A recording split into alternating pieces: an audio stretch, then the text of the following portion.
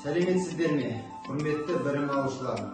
Мен Нұрбек Нұрбол Абдыжаппарұлы, Алматы мемлекеттік политехникалық колледжінің дене тәрбиесінің оқытушысымын. Қазіргі кезде болып жатқан қашықтықтан оқытуға байланысты сіздерді қазақтың ұлттық ойыны тоғызқұмалақ ойынын үйренуге шақырамын. Тоғызқұмалақ ойынының тарихына тоқтала кететін болсақ, соңғы кезеңдерге қарағанда оның 4000 жылдық тарихы бар. Қазағымыздың аңызына сенетін болсақ, аңыз әңгімелері бойынша қарапайым қойшылар ойлап тапқан ойын. Тоғызқұмалақты тақтасы ретінде олар жерді қазып шұқырларға ойнайтын болған. Ал тоғызқұмалақтың құмалағын қарапайым қойдың құмалақтарын кептіріп, соны пайдаланған. Тоғызқұмалақ ойыны арнайы тақтада екі адамның арасында ойналады. Ойын тақтасы 2 қазандық, 18 отау, 162 құмалақтан тұрады. Ойын басында әр ойыншыға 1 қазан, 9 отауға 9-9-дан салынған 81 құмалақ тиесілі. Алғашқы жүріс жасаған ойыншы бастаушы, қарымта жүріс жасаған ойыншы қостаушы деп атайды. Жүріс жасау ерекшеліктері. Жүріс ойыншылар тарапынан кезектесіп жүріледі. Жүрісті кімнің жасайтынын жеребімен немесе қарсыластың келісімімен анықталады.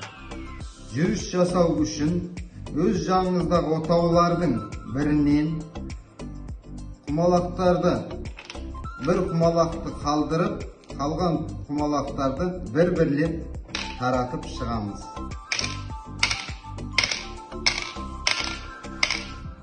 Егер қарсылас команданың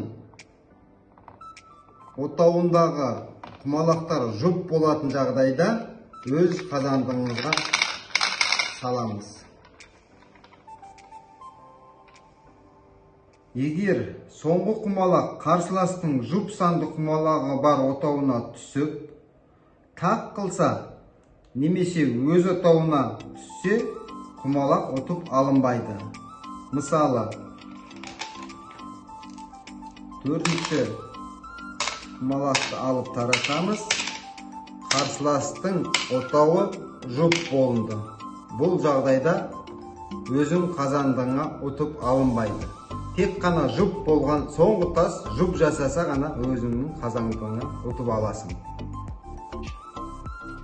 Егер отауларда бір құмалақ болған жағдайда болатын болса, оны көрші отауға жүруге болады. Ойын кезінде ойынның ережесі жұп болған тастарды қазандыққа жинау.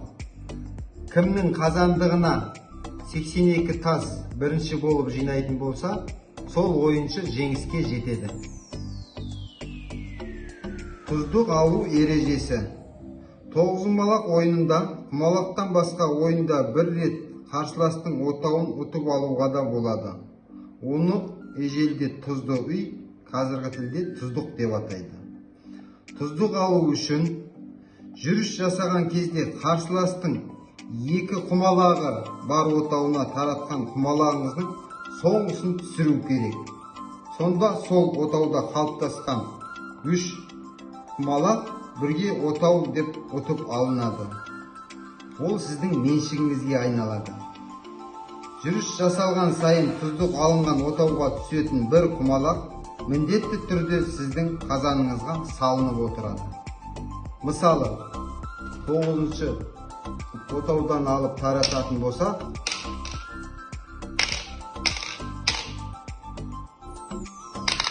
тұздық деп аталады.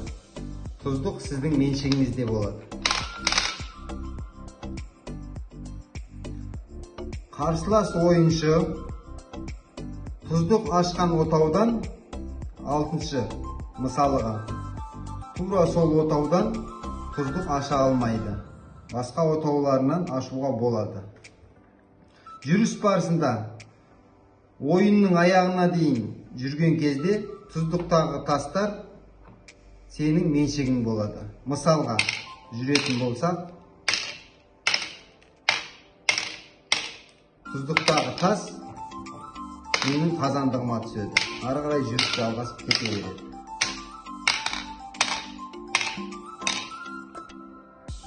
Егер құмалақтың соңғы тасы өз отауларына түсетін болса, онда қазандыққа салынбайды.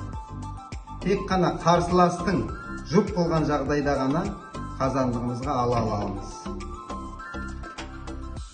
Атсырау ережесі.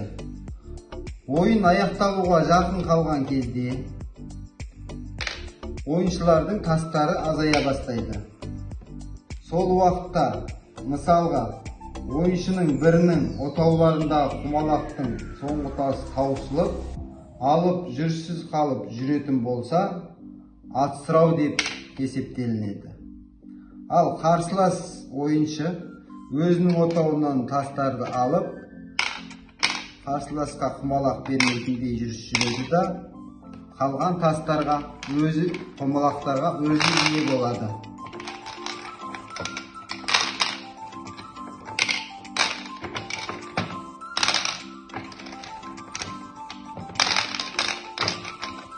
Атсырау жағдайына байланысты өзінің санының есебі бойынша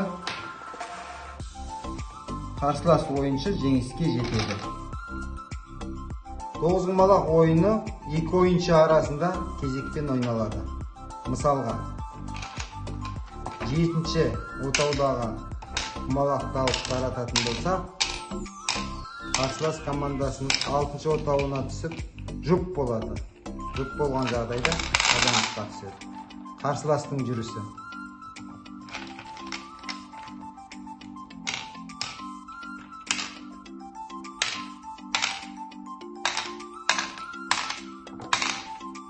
Жұп болған жағдайда өзінің қазандығын алынады.